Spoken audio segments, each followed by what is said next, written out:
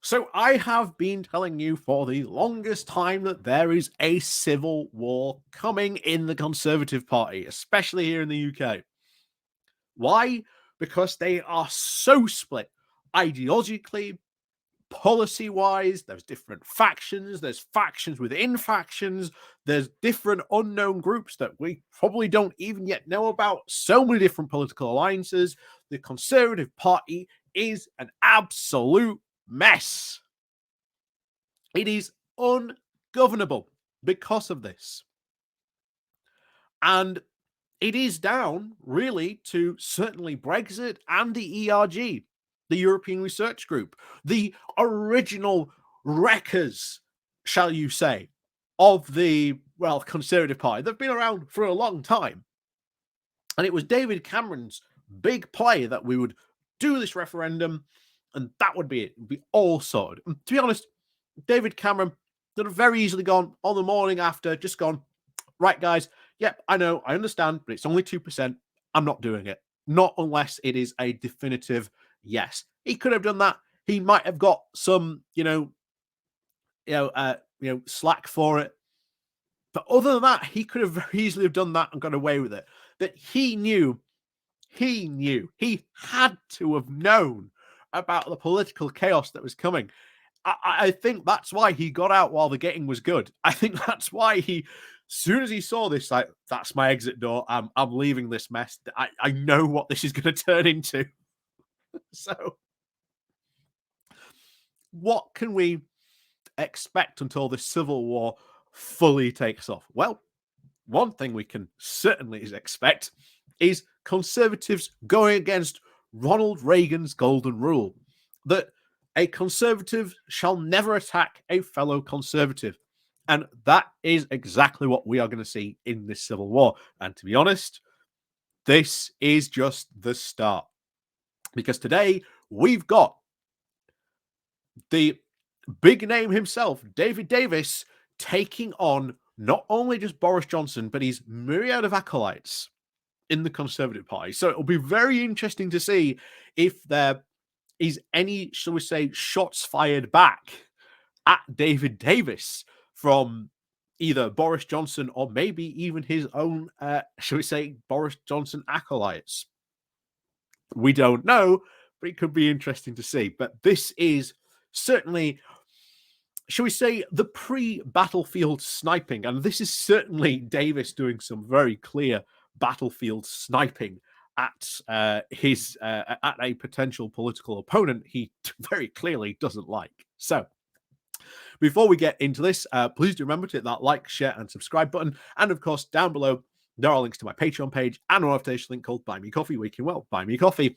And as always, thank you very much to those people who do help and support the channel that way.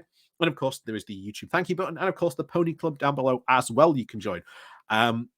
So yeah, thank you very much to all those people who do help and support the channel. Like I say, even if you just hit the like and share button, that is massively helpful as well.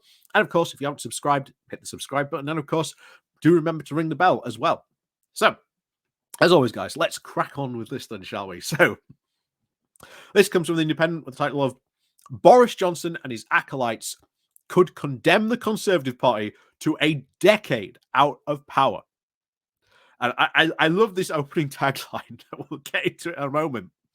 But when the party in government actively undermines the Prime Minister and vilifies its own leadership, why should ordinary electors vote for them? Asks David Davis. What was it that David Davis did to Theresa May numerous times during his time, not only as the chief Brexit negotiator, in charge of the Brexit department, certainly he attacked David Cameron as well, I believe, over Brexit. He's attacked a number of conservative leadership, but whatever, Davis, whatever, you do you. Just ignore all that stuff that you said about Theresa May in the past. I wonder if he'll bring this up in the article, but hey. So, after the turbulence of last year, the most common question put to me by young MPs is, what will the next election will the next election be a repeat of 1997? My answer used to be no. The gap with Labour is wide, but not deep. But there is no enthusiasm for them, and we can win it back. That was until Boris's acolytes started calling for his return. Now I add, at least it won't be 1997 unless you make it so. Um, I very much disagree with him on that. It is absolutely potentially going to be 1997 because people know they do not want more conservative rule. They absolutely know they do not want more conservative rule. And certainly, I am always talking about, Keir Starmer needs to do more. He needs to sort of really bring forward these policies. And he's talked about some stuff, but he hasn't really gone into detail yet. And I'm fine with that detail not coming forward yet. But he is starting to offer stuff. And that is what really makes people vote for parties. And I think if Starmer really gets into sort of the meat of things and really starts to offer stuff, I think it will be a massive, massive victory because I'm not going to lie, the next general election, to be honest, is Starmer's to lose. It absolutely is, I think, in that general direction. But anyway, back to this. So Davis continues. The 1997 election was extraordinary in a number of ways. For example, the John Major government did a spectacularly good job of recovering the economy. So much so that Tony Blair's economic advisor described it as the best economy ever inherited by any incoming Labour government. Despite that, the Conservatives got absolutely no credit for it because, they had. What else happened under John Major? Are you going to talk about that? Maybe, David? What was it? What was it? Black Wednesday? No, Black Monday, was it? Um, nearly crashing the UK economy. Nope. Nope. Oh well. Despite that, the Conservatives got absolutely no credit, and it suffered a devastating election result, and handed over to Labour a decade-long golden era of prosperity. I love that. Oh yeah, all that prosperity under Labour, that was all the Conservatives doing. That was just, we had everything to do with that. Labour had nothing. They did nothing. Just ignore all the stuff that happened that Tony Blair did. Ignore that. It was all our doing. Yeah. That's certainly a lot of delusion there. A lot of delusion. This was mostly because the Conservative Party in Parliament spent the preceding 4 years fighting each other, and you're about to do so again. In fact, you are pretty much now. When the party in government actively undermines the Prime Minister and vilifies its own leadership, why should ordinary electors vote for them? Today, we risk of doing the same thing. The papers in the last few weeks have been full of Boris's old disciples, predicting Armageddon at the polls in ways that makes you think that they were wishing for them to be true. It seems to just be that their hero can make a triumphant return. Forget that the blame for our standing in the polls falls evenly between him and Liz Truss. Although, yeah, okay, I can give you that. Okay, okay. Each of them presided over a 10% long-term decline in our standing, and neither was this decline the conventional mid-term drop that happens when governments make hard decisions necessary to run the country. Boris famously avoided any hard decision-making like the plague. His share of the decline was a straight judgment on his character by the public, largely around Partygate. And like I say, that is going to start coming back into the polls because that investigation is just kicking off. And there have already been some big revelations about Partygate already.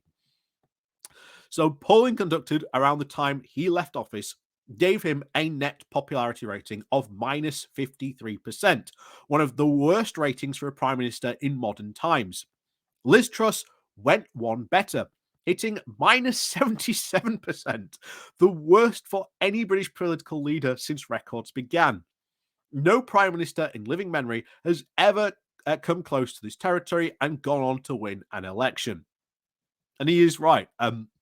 You know, like it or not, popularity really is important. And one of the things I think the left is, if we want to see a good win at the next general election, people on the left are going to have to sort of suck it up and not start Starmer bashing during the general election. They're going to have to really sort of not only get behind Starmer, but get behind Labour so that we can push out the Conservatives and win in a big way, because we need to shove these guys out desperately. So, the left needs to learn that lesson very quickly. And I know there's so many people that just love to bash Starmer. Sometimes, yes, for very valid reasons, but unfortunately, there's a lot of people on the left who just like to do it because, oh look, it's that time, it's that Starmer bashing time again. Well, unfortunately, he's the leader of the Labour Party. Maybe you guys should have, turned up and maybe questioned him a bit more. Maybe you should have supported Rachel Reeves a bit more. I don't know. Unfortunately, you lost that argument. He's now the leader. And in some cases, as we've said before, in politics, you do not get everything you want. But I'll tell you what, I would rather have a Starmer government that gives me 50, 40, 30% of what I want than another possible 5 years of Tory rule where we get nothing. That's just the straight up truth. And I think a lot of people can't seem to recognize that. And that's very, very depressing. But there you go. So back to it. So Truss was largely supported by Boris's team, and her dramatic fall was a judgment by both the markets and the public on the credibility, or lack thereof, of her economic policies. Something about which she was warned many times by Rishi Sunak during the leadership election. The position we are in today is largely the responsibility of the Boris camp and its political heirs and successors. I'm to be honest, really glad here. He's actually pointing out really where a lot of the problems are. But again, I'll go even further than that, because who backs the Boris camp? There are a lot of Boris backers who did back him and still back him to, at some point before they thought, well, now we have to get rid of him. And, people were warning, even in the Conservative Party, they were warning what Boris was like, what he would be like if he became leader. And they were proven right. And Boris leaned into the populism. He managed to get you that big win. But that coalition that Boris built was never going to last. And a lot of political commentators were saying that right from the get-go. How this political coalition that Boris built, how that stays together, it hasn't stayed together. If we're honest, it has fully collapsed. It is going to be, I think, a very, very painful for the Conservatives come the next election night. I think will probably happen this year. When it will happen, I can't say, but it's going to happen. So, accordingly, the carping of the, quote, king over the water brigade, who like to present themselves as the modern Thatcherites, can only be helpful to the Labour Party and destructive of the Conservatives. Some of it depends on the spectacular mishandling of what it takes to run a country, and in many cases, misremembering of what our greatest modern Prime Minister, Margaret Thatcher, actually did. She was careful where they are careless and realized that the low tax, light touch conservatism is a difficult art form, not a religion. If you want evidence of that, notice that the great architecture of a tax strategy, Nigel Lawson, has firmly supported Sunak, not Truss. And yeah, in a way, he's right. This is one of the great criticisms we have actually seen of certainly some, shall we say, the more saner conservative commentators out there who have been saying, yeah, you're learning the wrong lessons of Margaret Thatcher. In fact, I said it this morning on the Thursday Good Morning Walk we had, that they aren't learning the lessons of Thatcher. Thatcher knew where to fight her battles. All these strikes, they are determined to fight every single striking group, and you cannot fight every single striking group. And we are seeing the political consequences of that. So Starmer really has to sort of acknowledge that people in this country really do want change, and he can offer that. He can absolutely offer that. And if he does offer that, Labour will win a massive minority, and they will be able to make some fantastic changes positively in this country, such as getting rid of the House of Lords, for one, would be a fantastic start. And of course, making it elected by proportional representation. And how do we do that? You do it by being in the Labour Party, by being involved. Wham, bam, thank you, man. Thank you, ma'am. It's not that hard to do. But some people don't really get involved. But anyway, never mind. Like I say, I'm trying not to go there, but it's so easy just to slip back into that thing. But never mind. Anyway, so back to this. So there is only one downside in this behaviour, and no upside. The Boris Brigade like to claim their hero delivered the 2019 result single-handedly. Now, any Prime Minister who wins an election can claim credit for it. That's how our system works. But that is not the same as saying either that he was the principal reason that we won, or by implication that he could do it again. I campaigned in the council estates of 17 constituencies that we won in 2019 and knocked on hundreds of doors in those seats. In not one was the Boris Johnson name the first the name that first sprung to people's lips. That was Jeremy Corbyn. On the steps of working class households after working class household, I heard how they feared his tax rises and his distrusted his principles. Corbyn was the primary reason we won that election.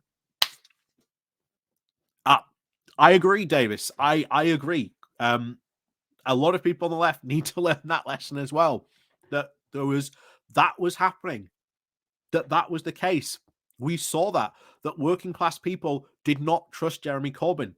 And yeah, there was a lot of media stuff that went on and around there, but that wasn't the sole reason. That wasn't the sole reason. And you've got to say that, look,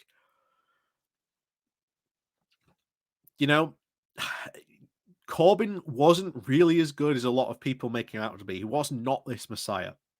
And even though, yeah, I will say, Corbyn had a lot of good ideas, I wasn't exactly, a fully committed Corbynista. But unfortunately, it is still those people who are still banging on about that, who are, again, the main problem. Corbyn has come and gone. You need to, move on. You need to start preparing to fight the next battles, mainly that being the next general election that is probably going to take place this year. Because Corbyn isn't even part of the Labour Party anymore. At least, he could be if he just apologised for his comments. But, there you go. But anyway, back to it. The second reason was also not Boris Johnson. It was Nigel Farage, who withdrew his candidacy in every Tory-held seat and implicitly supported us across the board. That prevented a Liberal sweep in the South, which would have swept away Dominic Raab and jeopardised Jeremy Hunt, among many others, and encouraged many ex-Labour voters to support us in the Midlands and the North. Boris does deserve some credit, of course. And I'm actually glad again he brought that up. It is bringing up two of the big reasons about, of course, the 2019 general election. I agree.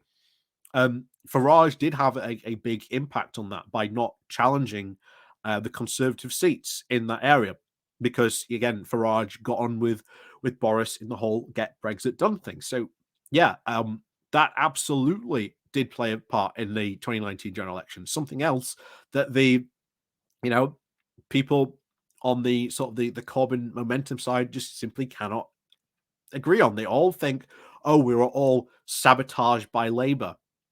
And yes, I know Labour papers, etc., etc., but even that could have only done so much.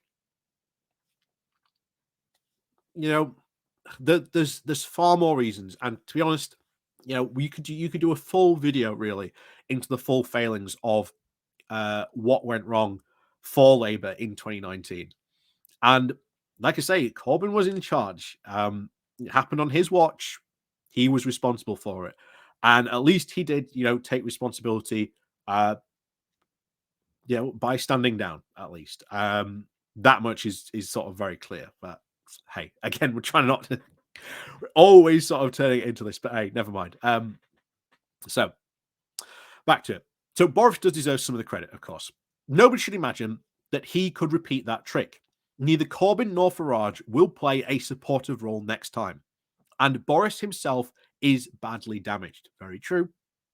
Quite how damaged, I realized exactly a year ago when I called for him to go. I expected to make many enemies by that action, but I had come to the conclusion that both Partygate and a series of other unforced errors were seriously harming the party and undermining good government. In the days and weeks and months after my intervention, to my surprise, I was met with a huge amount of support. Dozens of people came up to me in the street telling me they were, quote, traditional Tory party voters and that they would never vote for us as long as Boris was our leader. That stream of people did not abate for some time. And remember, the previous last local elections, what happened? Davis is right. Who did not turn out to vote? It was Tory voters who did not turn out to vote because of Boris Johnson. Even in the after action reports, everyone said, I was a local Tory councillor. I was knocking on the doors. What was I hearing? Boris Johnson. They didn't want to know, didn't care about anything else. It was all Boris Johnson.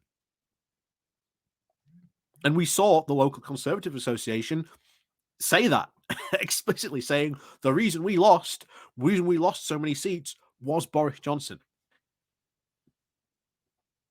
And if they seriously want to get him back, yeah, it's gonna go very badly if he is the leader at the next general election. So anyway, there is now a vocal and determined minority of party members who want Boris back, but he remains a fiercely diverse figure, and it is going to get worse. Oh, it's going to get so much worse, David. It's going to get so much worse. We are now heading into two inquiries. The House of Commons Privilege Committee will be deciding if Boris Johnson deliberately misled the House.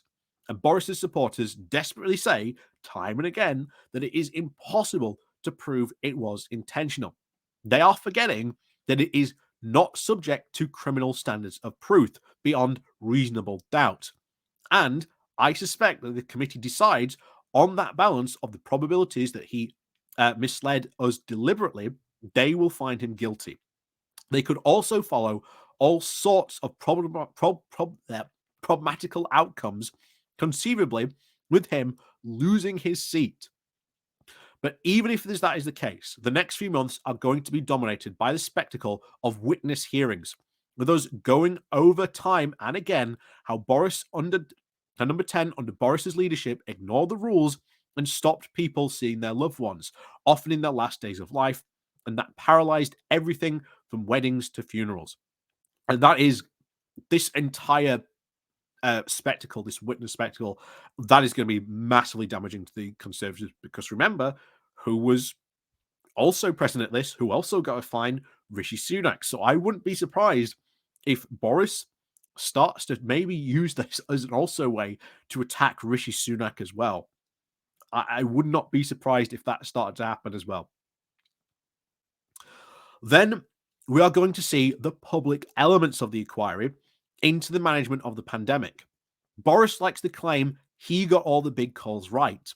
The inquiry is likely to question that, particularly in light of the dreadful excess death numbers and the comparatively better performance of Sweden's alternative strategy. Oh no!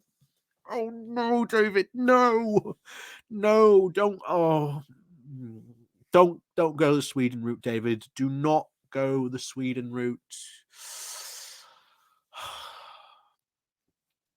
I don't want to get into that because honestly, we could honestly be an entire hour as to why Sweden did so much better in the pandemic. So, to be fair, most other countries in the world made similar mistakes, and so did Labour. But it removes at least one claim to competence. Labour didn't really make any mistakes. How could it make mistakes when it wasn't in power? It wasn't making any decisions. If anything, if you may remember, Keir Starmer got the moniker Captain Hindsight because very often he would say, we need to be doing this, we need to be doing this, we need to be doing this. Why aren't we doing this? What about this problem? Why aren't you looking at this problem? And then Boris would launch off into a thing saying, oh, you're just, trying to ruin people's summer or whatever. And he was very often right because he was listening to the, specialists and the executives and the scientists about what was going on. Something that Boris clearly wasn't, which we're probably going to find out about this. Anyway, back to it. And of course, this is before the PPE disasters, the failure of track and trace, the terrible mistakes on care homes, and the like. Boris is not going to be the electoral asset his acolytes claim. The continuing drumbeat of calling for his return is certainly going to fail. But in the process, it is corroding the party's chances at the next election, continually driving a message of division into the public domain, continually undermining the current leadership, will do nothing but harm. Can I just say that you could say, you could say the exact same thing about Labour at the moment, David. To be honest, a lot of people on the left. If you do that, it does nothing but harm to the party. We need to win. But anyway, back to it. So what's more, in 1997, many of those who were the most vocal critics of the then government were the ones who got the worst results, thrown out of their ear in the electoral response to their own antagonisms. It is entirely within the reach of quite complex that Sunak's government to win re-election. But if Boris's foolish pipe dream of a resurrection continues, the same will happen again. And more importantly, we will be out of power for a decade once more. So, yeah, I do hope so, David. I do hope that's the case. We can certainly hope for that outcome. I'm certainly hoping for that as well, because we could really do with you being out of power, because there certainly isn't any talent in the Conservative Party anymore, and they're very, very much out of ideas. Like I say, I did a video not too long ago about a Conservative peer saying, oh, these are the things we need to do to win the next election. And you're like, why on earth should someone to get debt forgiveness be forced to do an exam on looking at beliefs of other people, logical and critical thinking? I mean, I think anyone, to be honest, would do it just to get the debt relief. I don't think they would really care about what the exam was actually doing. But there's a lot of people out there who would absolutely go to do that exam just to get debt relief. That is probably for sure. But I think the reason for it, would certainly not be a lesson that was, shall we say, overly learned. But hey, there you go. So please crack on, bring back Boris Johnson, and please, Davis, start attacking more of your fellow Conservatives because oh my, um, you know, David Davis is in the trenches, sniping off at, again, in this case, certainly Boris Johnson, his couple of acolytes saying, they want to bring him back.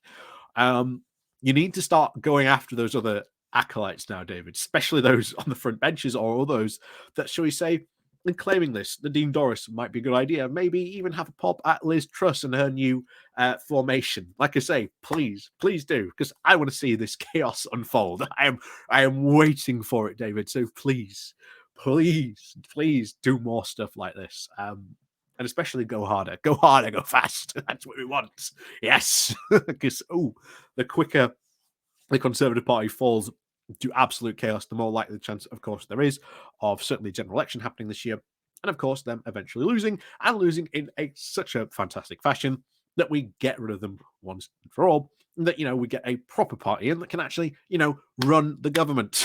But anyway, apart from that, thank you very much, guys and gals, and whatever.